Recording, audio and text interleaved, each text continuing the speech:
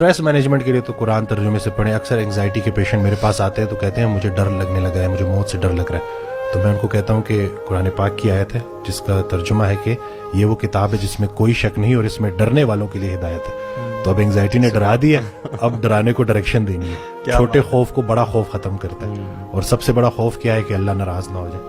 اور جیسے جیسے آپ اسی کو ڈائریکشن دینی ہوتی ہے. غافلوں کے لیے تو کچھ ہے ہی نہیں, جن کے دلوں پہ جو ہے مہر لگ چکی ہے ان کے لیے تو کچھ بھی نہیں, ان کو کیا ملے گا.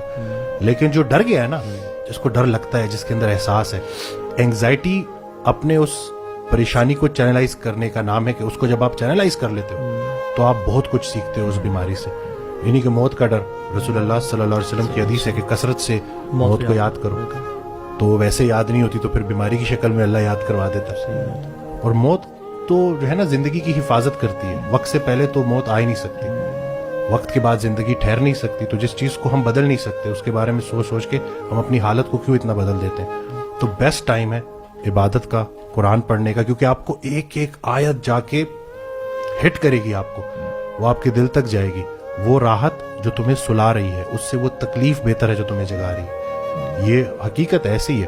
اور جیسی ہی انگزائٹی کو آپ چینلائز کر لیتے ہو, ہیلپ لو, سائیکالوجسٹ کے پاس جاؤ, لیکن ساتھ ساتھ آپ کے پاس ایک بک آف گائیڈنس ہے بہترین, آپ کے سامنے ہے سب کچھ, پڑھنا شروع کرو.